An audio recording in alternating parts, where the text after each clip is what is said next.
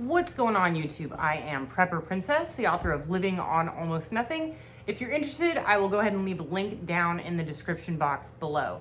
As you all know, I always believe that everyone should have backup power on hand. This is for emergencies, RV camping, you name it, but mainly for emergencies. As preppers, it should be one of our #1 priorities.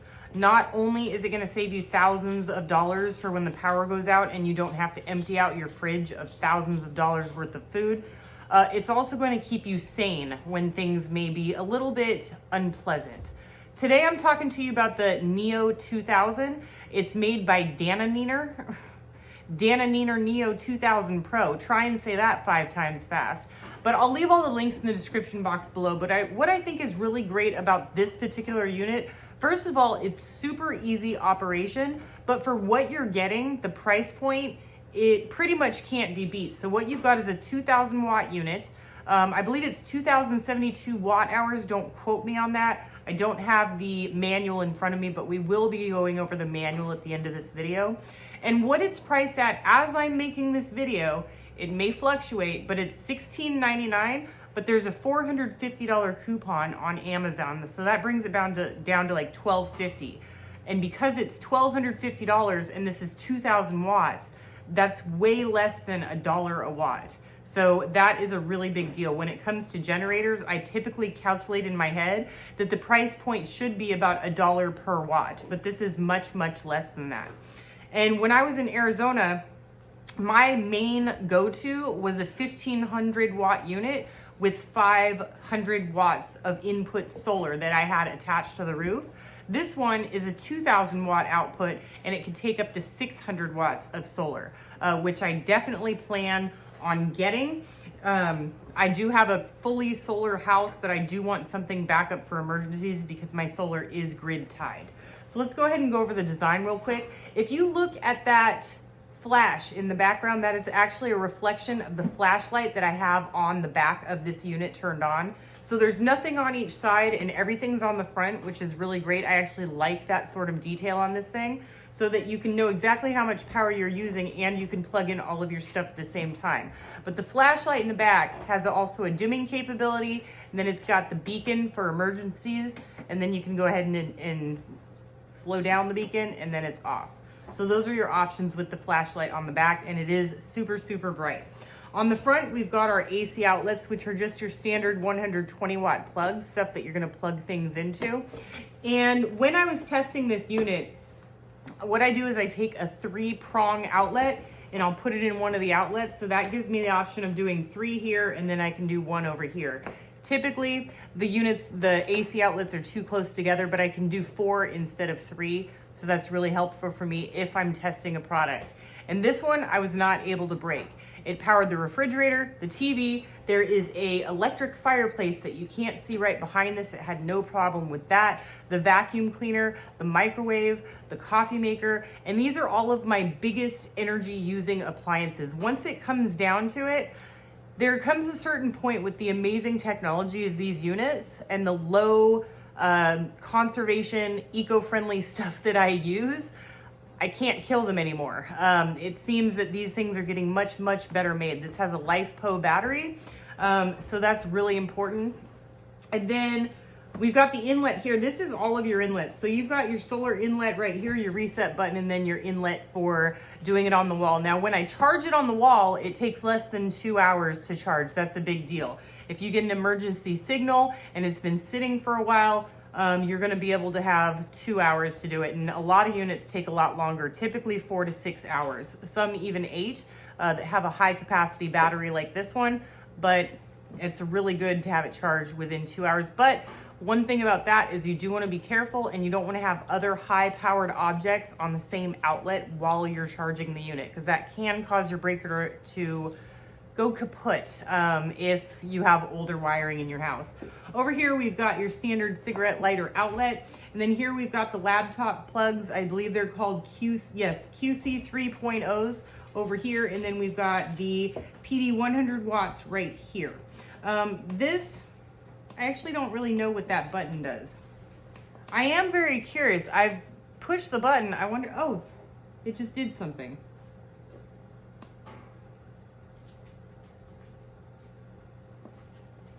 Yeah, the power button's over here. I never did figure out what this does.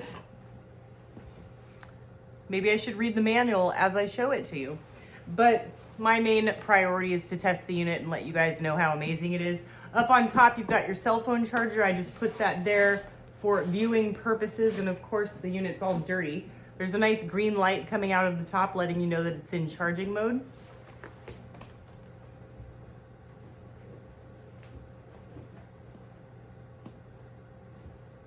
Hold please. Okay.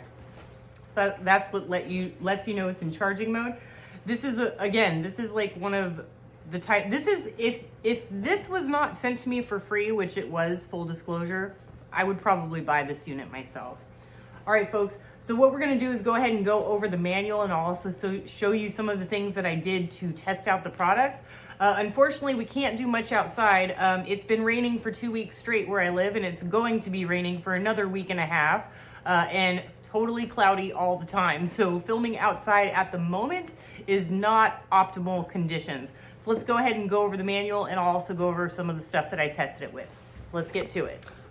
Alrighty, everybody. So what we've got here is the manual, and I do want to tell you all real quick that I don't just review any solar unit.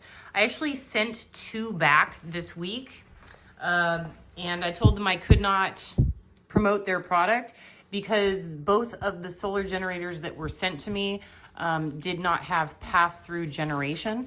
Pass-through generation is when you are pretty much charging up the unit, whether that be solar or AC input, and you can do output at the same time. So you can use things at the same time that you're charging them. And this one I did go ahead and test, and you can do pass-through. So any of the units that I show on this channel as a product review all have the ability of pass-through charging. So just keep that in mind. And you can go ahead and feel free to pause this at any time you like. That is totally up to you. But I think that, again, with the price point of this unit and how much power it provides, I think it's probably one of the best price points I've come across. It's got a really great digital display. It is extremely easy to use. It functions perfectly, and I could not kill it. So those are all of the positives that came out of this unit, and I think it's one of my favorite units, to be honest with you. I have a few, but this one's probably in my top 5, and I've done probably 30 or 40. So,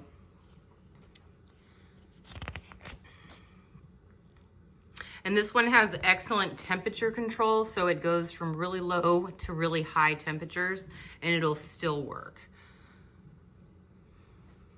Really great for camping in RV. It's not super heavy, so it is portable. It's not something I would use for bugging out, but it is something that I would definitely keep in my car for emergencies, or use, I guess if you're in your vehicle bugging out, that would work.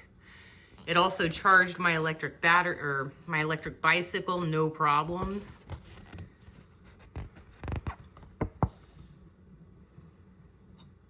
So here it is. Can I charge other devices at the same time when the power station is charging? Yes. So that's what pass-through generation is.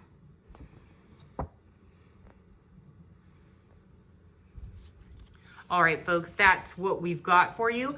And go ahead and stay tuned, and we'll go ahead and go over some of the things that I did to test the product. Testing the unit with my own video. I am ironically wearing the same shirt. This is a 65-inch TV. I kept that mirror, by the way.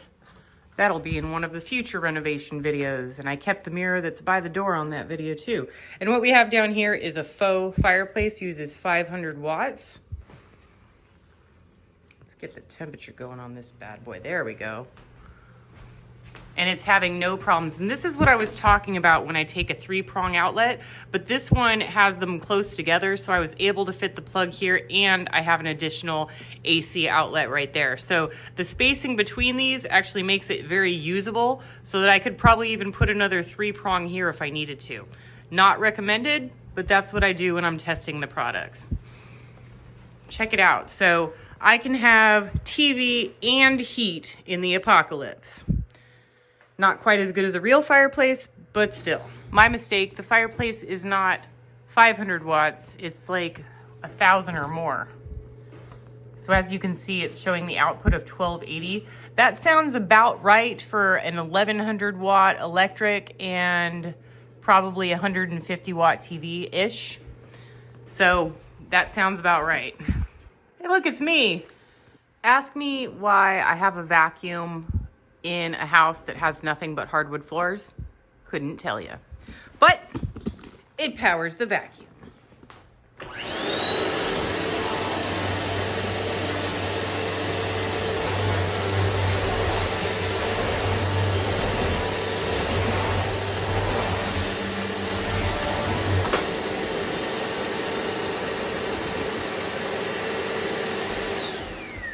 And it terrifies the puppy at the same time. All right, so I've been testing this and it did go through the surge process. Every refrigerator has a surge and it went through the surge no problem. And I know that, I apologize if you see any mess in the background. As you all know, I just moved and I'm going through renovations, so there's construction work all over the place. And I have this giant inefficient refrigerator, which does not tell me how many watts it uses, but it will easily power the refrigerator and the freezer. See, I thought it was an energy inefficient fridge, but it's only using 120 watts. That's really not that bad. And don't forget, once it cools down fully, it goes down to 0 watts for a while and then kicks back in. But this, just based on this would last a good, probably 2 days. 2 days of full refrigeration without any issues or stopping or recharging.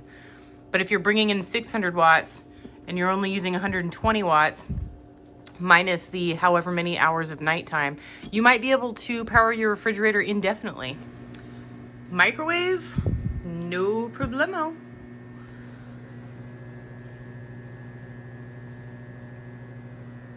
Pretty high wattage microwave too.